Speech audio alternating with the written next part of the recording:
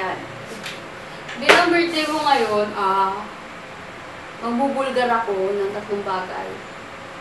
So, una, ayun, describe kita. Ayun, nanay ko, para sa akin, isang survivor. Dahil, pagkatapos sa lahat ng pinagdaanan niya sa buhay niya, hindi siya sumuko. Lumaban siya hanggang huli. Pinanindigan niya kung ano yung tama para sa kanya, ano yung tama para sa anak niya, para sa pamilya niya.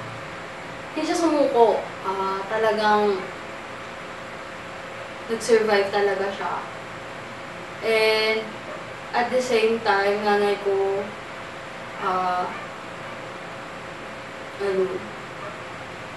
ano ba? Ano siya? One time, big time, katulad ko, naman ako sa kanya. Kasi, parang tumutulong talaga siya sa mga tao na nangailangan kahit walang-wala siya, kahit hirap din siya sa buhay niya, na pag alam niyang talaga nangangailangan yung isang tao, ibibigay niya talaga na tipong magbibigay siya ng kanang kamay, at the same time, kung talagang kailangan talaga, pati kaliwang kamay niya, binibigay niya. And then, nanay ko, parang ko yung moody. Hindi mo malaman yung mood niya. Parang minsan okay kami, minsan hindi naman. Doon kami nagkakasundo kahit pa paano. And then yun, higit sa lahat, nanay ko talaga mapagmahal.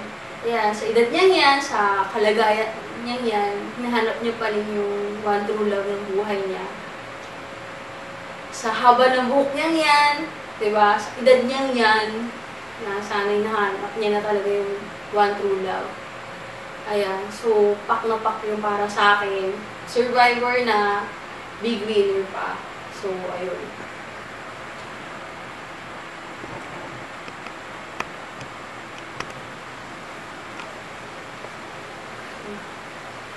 So, next. Best memories ko kay mama. Well, ngayon hindi na kami magkasama. Pero talagang naalala ko yung mga lokohan naming dalawa. Yung walang kwentang bigla na lang kami magkukulitan, mag-aasaran. Yung tipong, alam niya kasi na pikon ako. So, ang ginagawa niya sa akin, asarin ko siya, tapos aasarin niya ako, mapipikon ako. So, yun yung laging cycle namin dalawa. And then, hindi ko talaga makakalimutan bilang mag-ina ang heart-to-heart talk namin. Yung mga teens pa ako, kapag umuwi ako ng Japan, sinusundo niya ako. Kapag habang nasa biyahe kami pa uwi, kinukwento ko yung mga love life ko, yung mga nangyayari sa akin, na, alam mo yun, parang kapatid ko lang, na parang ate ko lang, na madali siyang pagsabihan ng secrets talaga na usually yung mga love lives talaga hindi sinasabi sa magulang kasi nahihiya ka. Pero kay mama hindi, parang tropa-tropa lang na talagang makukwento mo siya, kikilingin ka pa. At ito pa, mismo nanay ko nagkwento sa akin love life niya na siya, parang nakakatuwa pa, siya mismo nalilito kung anong gagawin, ganyan. Ayun, so, yun yung mga memories ko talaga na hindi ko kalimutan kayo. Ayun, sa last question, mga bagay na sana nakasama ko si mama, siguro sana nandito siya nung kasama ko, nung panahon na nalungkot ako, na panahon na masaya ako. Yung every journey ng buhay ko, sana nakasama ko siya. Although, naintindihan ko naman yung situation namin magpamilya na hindi talaga kami sadyang hindi talaga kami pwede magsama. Pero sana kasama ko pa rin na nanay ko na mamili sa mga mall, na kasama ko siya makipagtsikahan gabi-gabi, na makasama ko siya na turuan ako paano magluto.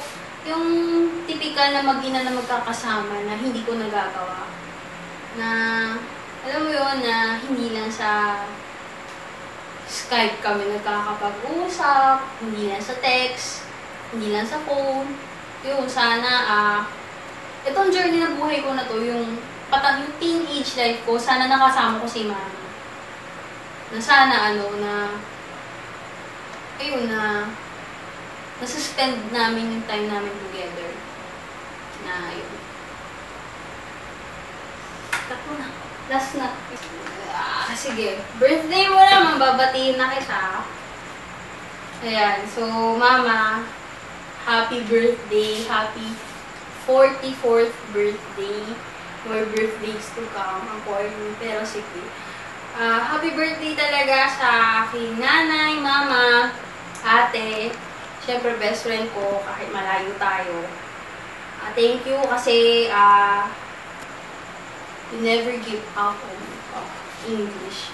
Kasi, di ba, kahit matigas ulo ko, kahit pasaway ako, kahit, alam mo yun, lahat ginagawa ko na ikaayaw ng isang nanay.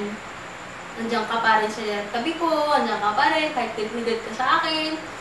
Thank you rin kasi minsan, kapag may problema ako, kahit kapag naapi ako sa school, alam mo yung isang tawag ko lang, isang Skype ko lang, papagalitan mo ako, pero at the end of our conversation, marereflect mo talaga yung comfort ng isang nanay.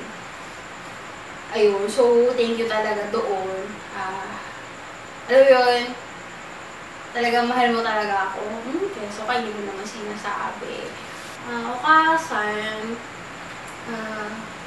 20年間、ミカのことを育ててくれて本当にありがとうございます。20年間、ミカのことを一生懸命育ててくれて、一生懸命ミカのことを戦ってくれて、本当にありがとう。ちっちゃい頃いろいろあったけど、変な思い出だったけど、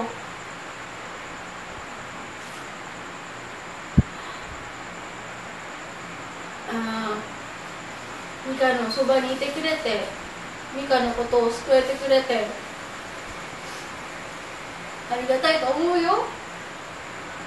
まあちっちゃい時はなんでこうなったんだろう、なんでうちの家族こんなになったのだろうといつも考えてたけど、今ぐらいは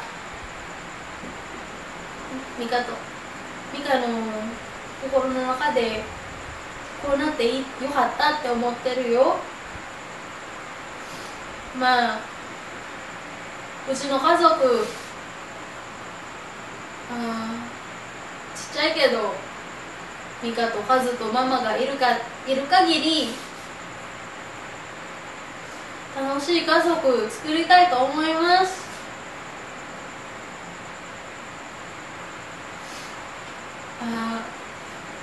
ミカ的に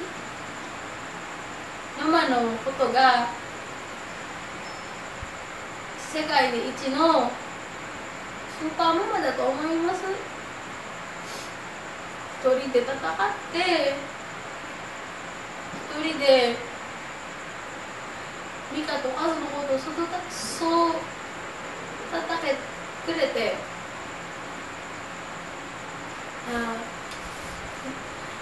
日本で一人で一生懸命仕事をしてミカのために、家族のために、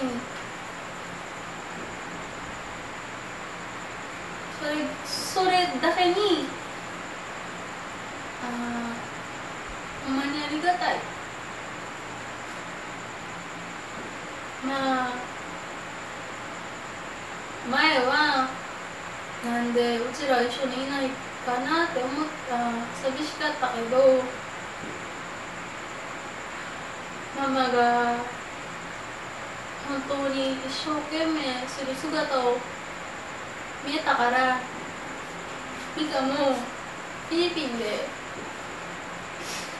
一人で一生懸命したよ。これからも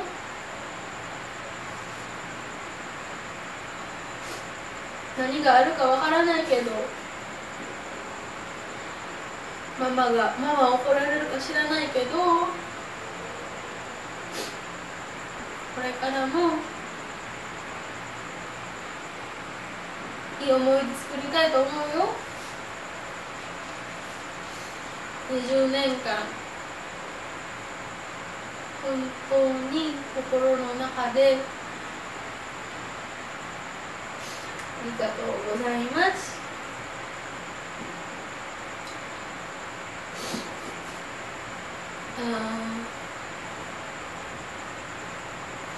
Para sa akin, blessing ka talaga ni God na may purpose kung bakit hindi magkasama, kung bakit nandiyan ka, nandito ako, na alam mo yun, bawat ang gulo ng buhay natin na pinagsisisihan ko, na tinatanong ko lagi kay God na bakit kami ganito? Bakit hindi ko sila nakakasama? Bakit nandito ako? May reason lahat. And ngayon, malaki na ako. 20 na. Papasalamat talaga ako kay God na ikaw yung Wonder Mom na binili sa akin. Ayun. So, wala nang arte-arte. Birthday mo. Happy birthday. Sana magustuhan mo tong ginawa kong birthday message. Napakahaba. Ayun. So, enjoy your day. Kasama si Kazu. Hope to see you soon.